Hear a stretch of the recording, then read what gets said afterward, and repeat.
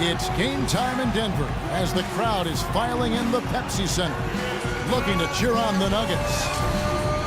Last game for the Hornets, they picked up the W against the Spurs in San Antonio. And if you look at their numbers in that game, what jumps out most is the balance offensively. They really spread the wealth. And they were on fire in all areas. That was a very satisfying road win. So the Hornets win the tip. So let's take a look at the shot. And here in the first quarter, with a little over 3.5 minutes played. Well, Denver in the post-Melo years has been a collection of good players, but you always have to wonder if they'll have a low ceiling because this team does not have a so-called superstar. Now here's Taylor. He hasn't scored yet. That I'm sure will change. So he gets the whistle. Contact on the way up and 2 shots coming up. Kemba Walker, quick, got a great handle on the ball. He's a blur in transition. And what I like about him is always looking to push the tempo for easy baskets. And he's tough, not afraid of the moment.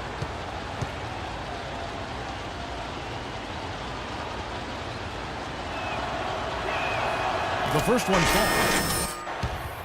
And Walker tough to stay in front of, but yet Clark, he's become a great finisher around the rim. Well, you know, you have to be able to do that at his size. He's listed at 6'1", which I think is really generous. He's more 5'10"-ish, 5'11", and he understands that's an area that he has to continue to expand and add to be the potent offensive player he's capable of being.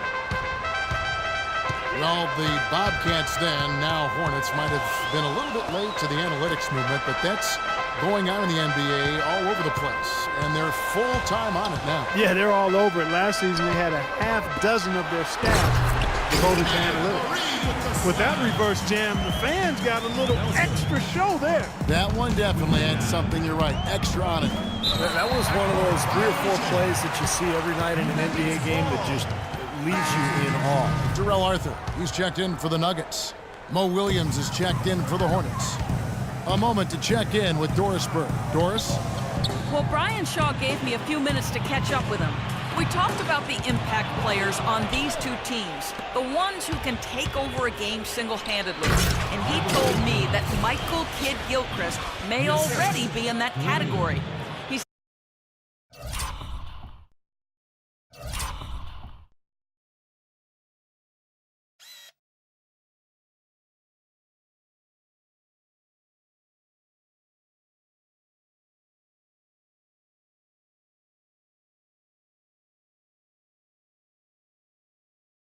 Just so relentless. If you're not ready to match his intensity level, he'll make you look bad.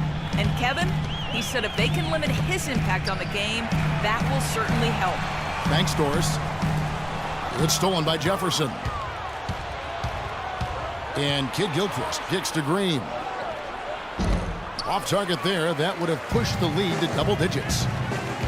And for the Hornets, that's huge, having a bit of a numerical guide as to who to target in free agency because they aren't usually a big player in that respect.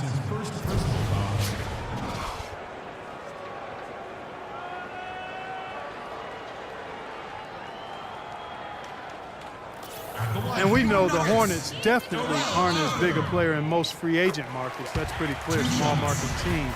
They're usually at the bottom of the league in payroll. But they are making the most of what they spend now with their analysis, so trying to level the playing field a little bit. He has such terrific form and consistency on his free throws. Beautiful to watch. Not a bad showing for him in his first NBA action last game. He was definitely a factor in the win. And, you know, for as well as he played, he still looked to me as though he was receptive to coaching.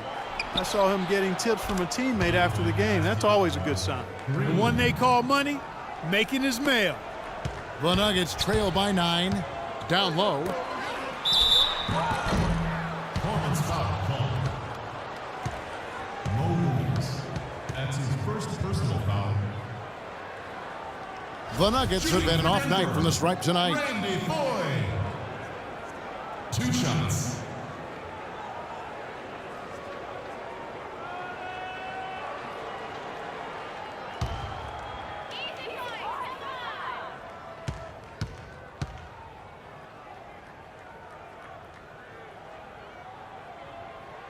Free throw good, 4.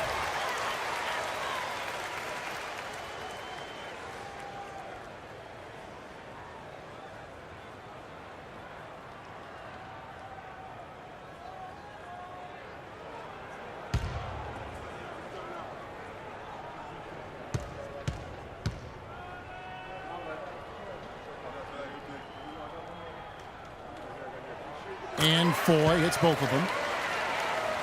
And so here's Charlotte. 7-point differential. Outside, Green. Outside, Kidd-Gilchrist. They kick it out to Green. He tries for three. Again, the miss by Green. Nelson with it. Looking for his first basket still in this one. Foy with it. Working on Williams. And it's Foy missing. Well, I think the defense got lucky right there. I mean, he's going to make a lot more of those than he misses when he's got that much room. Nobody near Kidd-Gilchrist. And that concludes the first quarter of play. Hornets lead by 7. And we'll be back in just a moment with the start of the second quarter.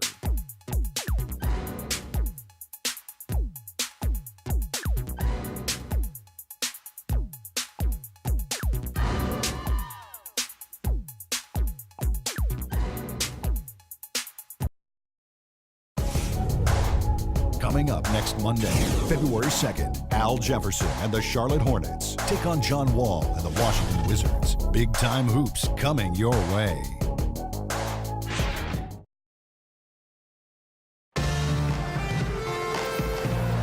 Now the second quarter getting ready to start up. Let's look at the energy stats, how the hustle game has been going for the Hornets. Well, Kevin, in the first half of play, they're really closing out aggressively, blocking shots, and a key indicator of their activity defensively. Yeah, another thing they've done well tonight, Steve, a lot of steals in the first half, really getting after it defensively. Chandler and Fareed are at the forward spots.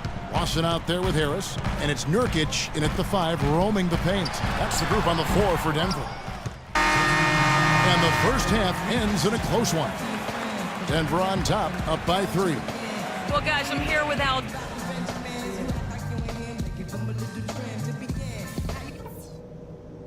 All right, listen up, everybody.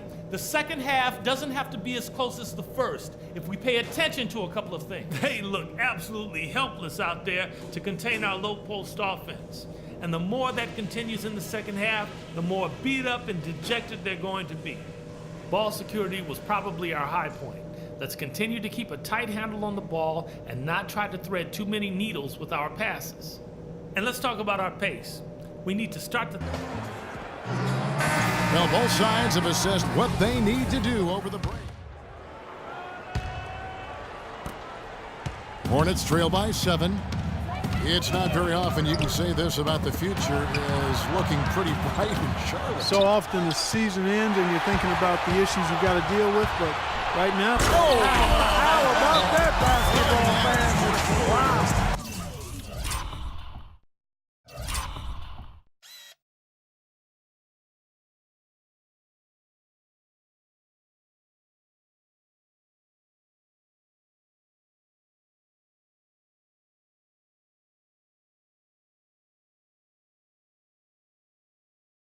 Good aggressive finish on the break.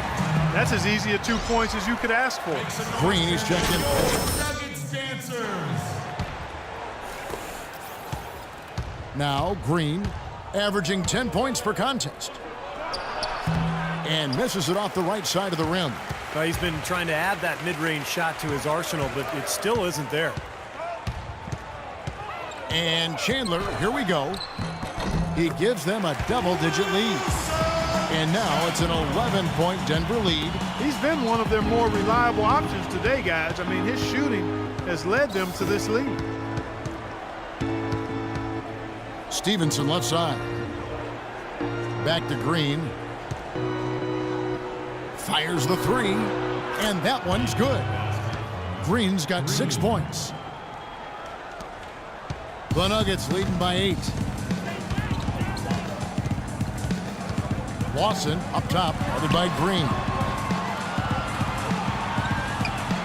Lawson at the elbow. Here's Harris. Off the mark there with the three-point shot. Looking at Denver, they want to turn it around after the loss to the Grizzlies in Memphis. And that result was no surprise, Clark, because they played very loose with the ball that night. Yeah, they were carefree. Footloose and fancy-free with the ball doesn't get it done. And how often do we see it, Steve? The team that loses the turnover battle loses the game. Shot is good, and the Nugget lead is cut down now to just 4 in the basket from Green. Impressive fast break there. They did a great job advancing the rock with the pass. We've got 1:55 left in the third. Lawson against Taylor. And it's going to be out of bounds. The Nuggets will retain possession. Well, Cody Zeller out of Indiana, the younger brother of Tyler Zeller, who was drafted in 2012. And Cody at 6'11" played center for the Hoosiers. More of a power forward, though, at the NBA level. Catching up on the changes for Denver. J.J. Hickson, he's checked in for Nurkic. Molinari comes in for Wilson Chandler. Randy Foye.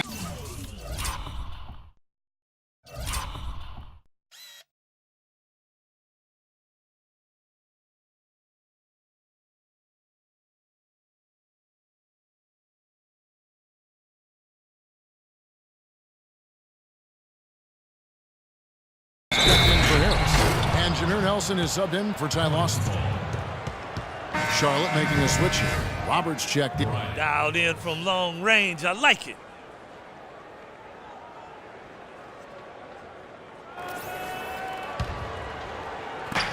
There's 1:38 left in the third quarter of the game. And as most of you know, Cody Zeller from a family of 7-footers. Chandler comes in for Gallinari. And Ty Lawson subbed in for Jameer Nelson. So an almost entirely new group in now for Charlotte. Zeller is checked in for Bismack Biyombo. Jeff Taylor comes in for Michael Kidd-Gilchrist. And Stevenson's checked in for Brian Roberts. And it's Green in for Williams. Chandler and Fareed are at the forward spots. Foyle is out there with Lawson. And it's Nurkic in at the 5. That's the group on the floor for Denver. And the bucket counts, and he's on his way to the free throw line. Try to make it a 3-point play. And a chance to catch up on some numbers here. Scoring breakdown for Denver. How about the three-point shooting we're seeing so far, guys? Amazing. Something else you like to see is how well they've shot their free throws tonight. Zeller. Jefferson trying to break loose. And the shot is good. The Denver lead has been cut down now to just 10 on the basket from Zeller. Denver's gone 6 of 10 from three-point range, up over 50% for the ball game. Feeds it to 4. Pass to Chandler.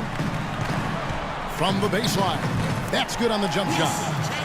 Chandler's got the lead up to 12 now for the Nuggets. He's having quite the quarter here, guys. I mean, shooting the ball extremely well. The drive by Green. And fouled hard that time. He'll get to the line and shoot 2. Some good play tonight for Green. He's got 8 points, and he's knocked down a pair of three-pointers in this game, too. Well, they might want to think about setting a few more screens for him to try to give him another open look or two. And the Nuggets making a change here. Harris is checked in. The big story from last year was that the NBA finally was able to come to an agreement with the Silna brothers. They were owners from the ABA who had a huge stake in the media rights of the NBA. Here's Fareed. And count the basket. He was fouled, and he's going to the line for one more. Denver, Kenneth Fareed. 1 shot. 16 seconds left to play in the final quarter. The drive by Green, and the lead is down inside single digits.